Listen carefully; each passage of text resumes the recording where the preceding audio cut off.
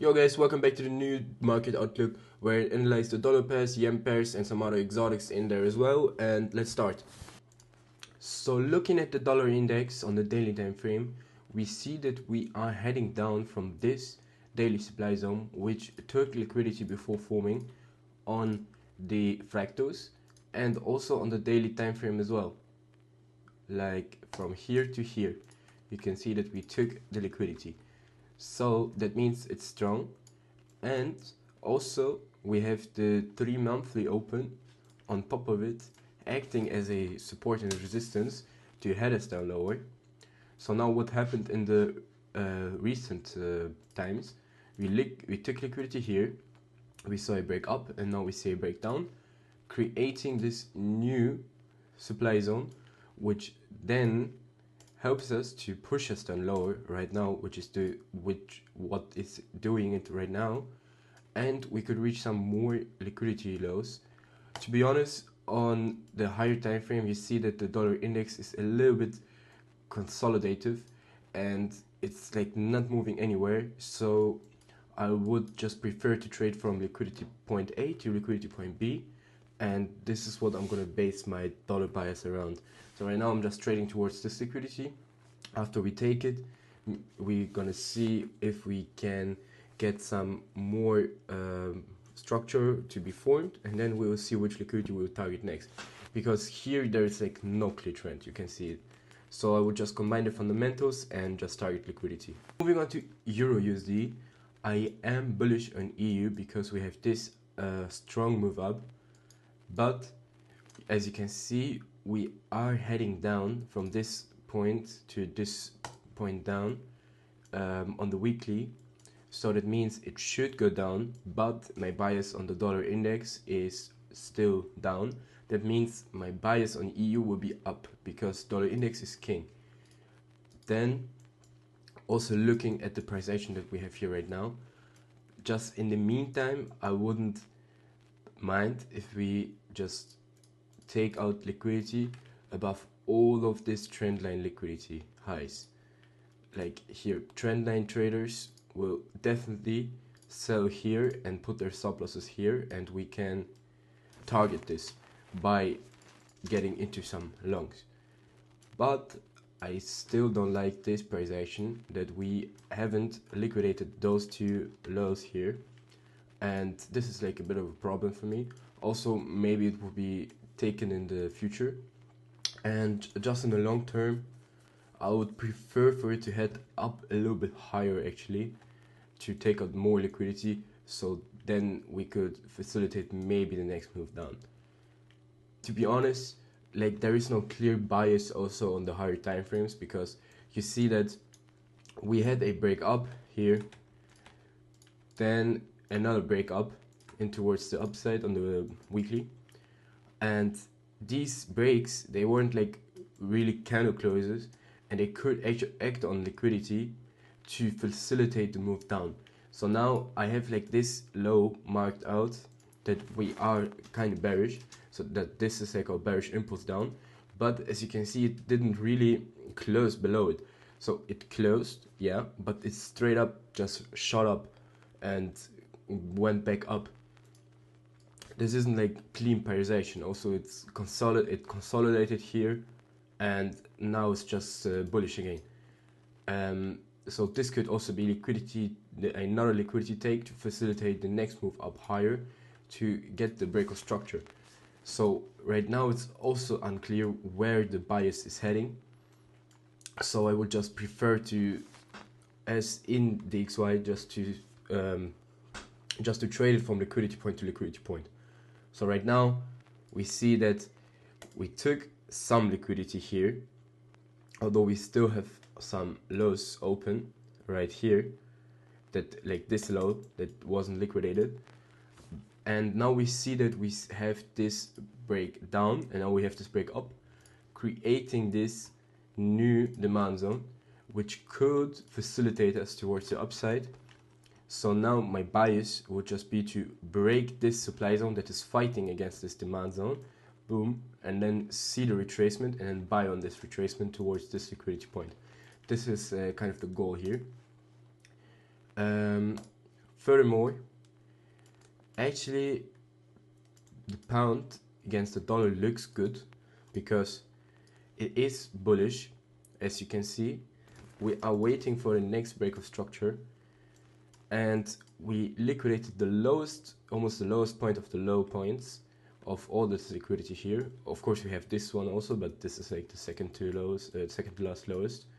Then we saw a V-shaped reversal, like here the breakdown, the break up, and now we see that it's heading up higher and higher again, and this looks good. The direction is towards the upside.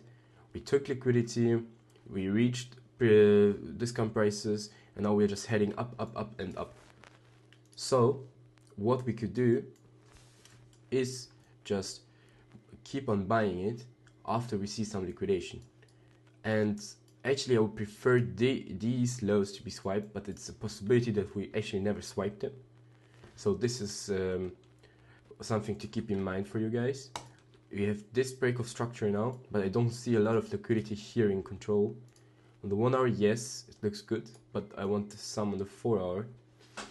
And so what my bias now is, either we liquidate the low in itself and then see a change of character from this one, or we see on the retracement a push, like another push to create liquidity, and once we come back, then we can buy on here.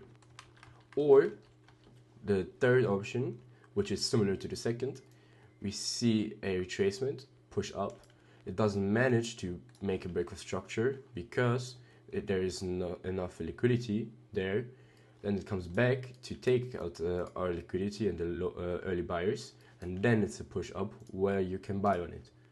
So these are like the kind of options that I see here for GU. So there is like some more development needing, but I see good options here. Also like a lot of room to trade towards this break of structure high. And yeah, now AD USD, it's also just buys. It's looking also like more clean than other pairs. These are just buys, you know, it's trending and it's very impulsive, so you have to be cautious with AD USD to not to miss out on moves. Right now also I just want some more liquidity to be formed and just buy from here. And I have this demand zone, which may seem strange to you guys because it was broken, like kind of filled, but I see this only as a liquidity grab to facilitate the next move higher. So this demand zone is still in control, and we have like this new demand zone also, which was created, and basically I'm just waiting for some more liquidity to being developed and then to buy. That's the goal. So now this is NSD USD. As you can see, I'm in this by myself, which is going pretty good in profits, and we have this demand zone now created, which is in control, and it's the same as the other three pairs. It's just buys and buys. Also on NSD USD there's a lot more room to go because we have like this V-shaped reversal up.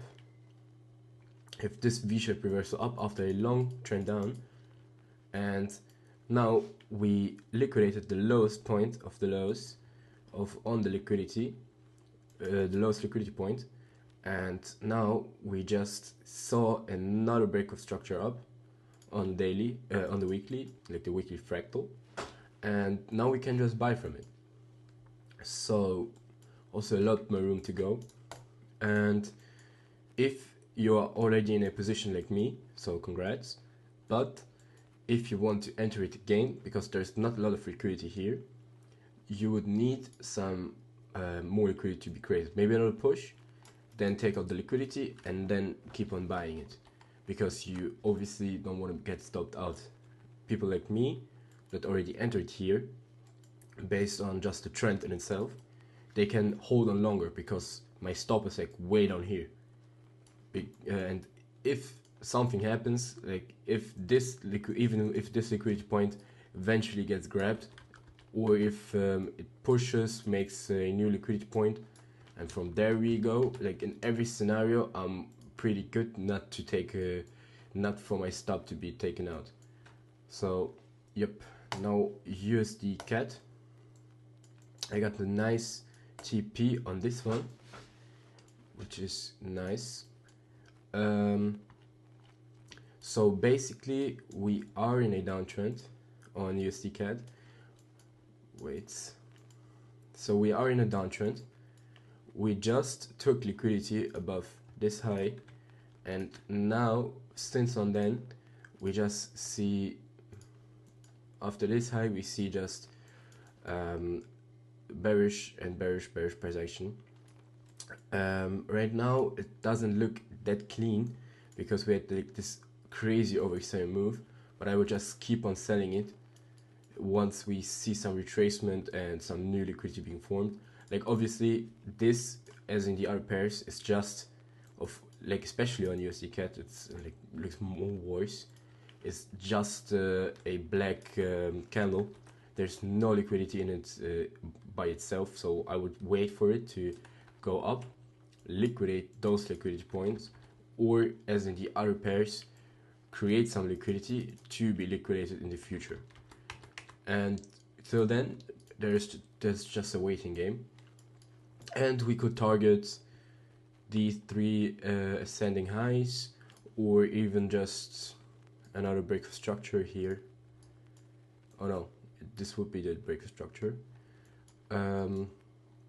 Also, like some low prices is also a possibility, because the dollar fundamentals look really weak right now, besides the Iran war.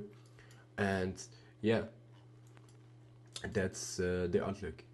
Then Euro CAD, I see also bearish downside on this one, because we liquidated this high. We were in a higher time frame supply zone. Like all of these highs got liquidated. We saw the break up and then the breakdown, creating the supply zone, and from then on we just headed up, down, down, down. And also the price action here is really clean. You could have also taken a trade here, like after the after we took liquidity around here. From there we saw like this massive push down. There was no fractal change of character, but you still could have just bought on the supply zone in itself, or just on the liquidity point in itself with a little bit of a wider stop loss, which would still give you like a nice 1 to 2, and or like even a 1 to 3, and basically it played out.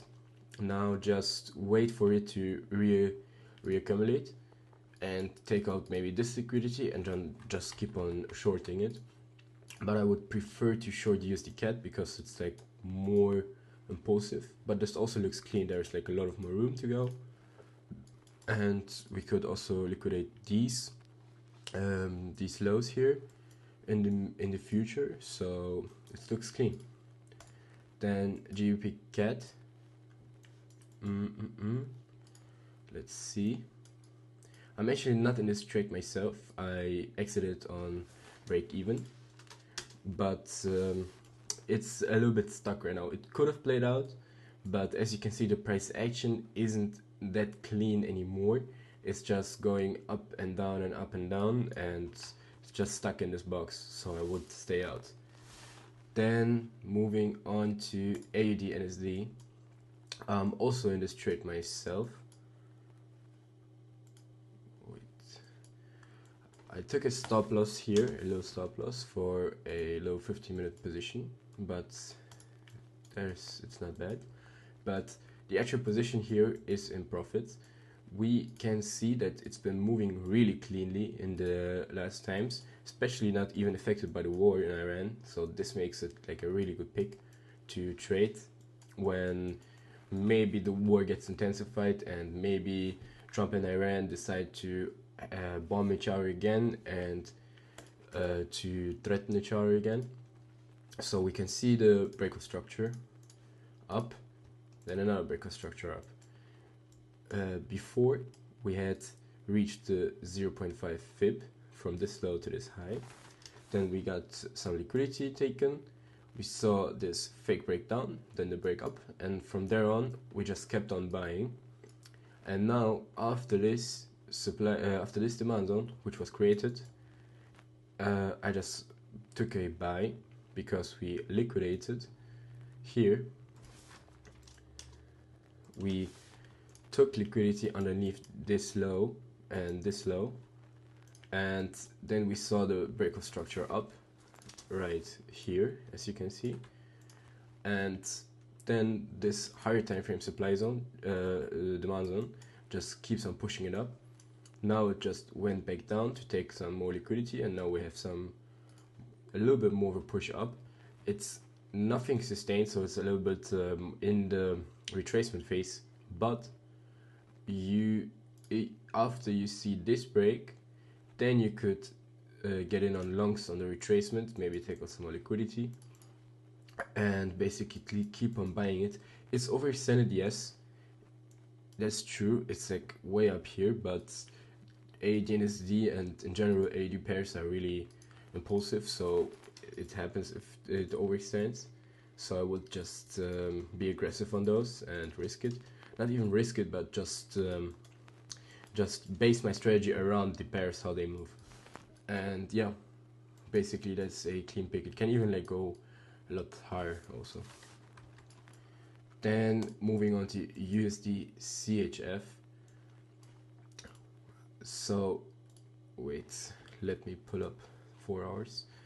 So as you can see, I had like my analysis drawn up that we had this demand zone and I wanted to break and fill it to create this overall supply zone, and then sell on the retracement. But right now there's no liquidity in this move, so I'm just waiting for some more development, and then we could get into a short.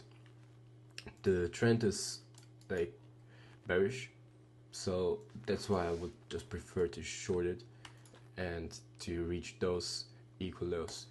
And basically, yeah. Then the yen basket. The yen basket is a little bit unclear right now because the government just intervened and bought a lot of yens, so the yen isn't that weak. But I wouldn't be surprised if you just see furthermore just downside after this one, because they intervene, yes, but they intervened also in the past, and what did it change? Like, it just kept on going down, and if they don't intervene again, this would just trickle down lower. So also we took liquidity more above the highs, and if we see some structure we could just sell it down again. Also on the USD yen, this was a clean pick. Like in general, this is just a box and you can't trade it because it consolidates, but you could have traded from the top of the range to the low of the range, or from the low to the top, with the range trading tool. I don't trade like this like very often,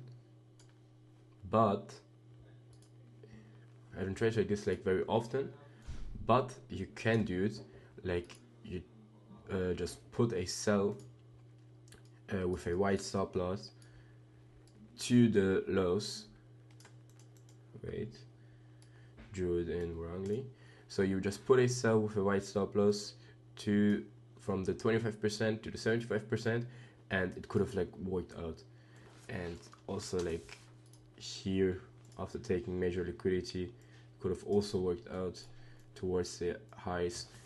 But it's not the way I always trade. But if you have like nice ranges that always like liquidate and go down, that's could have been your TP right here. But right now it's just a little bit unclear.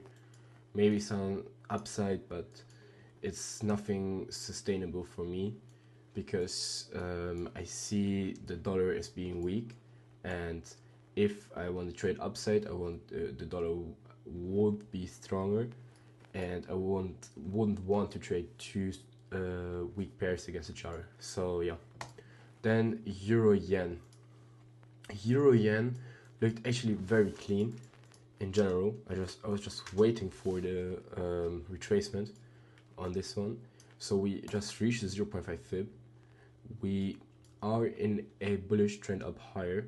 We liquidated a lot of lows right now with the intervention, and if we see some development coming into the market in this one, I wouldn't be surprised, and I would be looking for a buy to target that we have no liquidity in this move, and to target some more highs up higher. So this could be very clean if we see some development. Then let's see GBP JPY, also same thing. We just liquidated a lot of lows, a lot of liquidity right here, for example, and if we see some development, we can try to trade it up higher. And also we hit the yearly open, which is a strong area of support and resistance, and it's also like another confluence which you could take in mind. Then CAD yen, yeah, basically same thing. Like the CAD looks in general very strong, and we liquidated a lot, hit the yearly open, and now it's just the same thing. If you see some more development, we could trade it up higher. Then moving on to Nasdaq, I don't see nothing on Nasdaq because it's too overextended. Maybe some pullback if we see like a clean reversal on the daily with fake breakout, liquidity taken, and then some reversal maybe towards the yearly open. But it's also tricky because you wouldn't buy on a falling knife, you wouldn't try to catch a falling knife, so I wouldn't short on a rocket ship. And yeah, maybe take out these liquidity points at least to get some liquidity, because it's just going up and up and up without any structure, so it's not clean. And yeah, I would stay out of on this one if we don't see like any further developments, maybe to take out some more liquidity. Then moving on to gold. Gold is just in a weird spot right now. There was some cleaner price action before where I managed to get some TPs when it was a little bit cleaner, also some TPs when it was going down, like switching the trend up from bullish to bearish. But right now it's just a little bit weird, it's just not in the right spot. Also the fundamentals drive it up like pretty aggressively, and the volume is like not there because there's so much volume on oil right now. And also we just have to wait. If the fundamentals align and we maybe get a peace deal between US and Iran, money could flow again into gold, and we could trade it up again into higher all-time prices. But right now it's just not interesting. So guys, this was the video. Don't forget to like, subscribe, and leave a comment down below, and I'm out.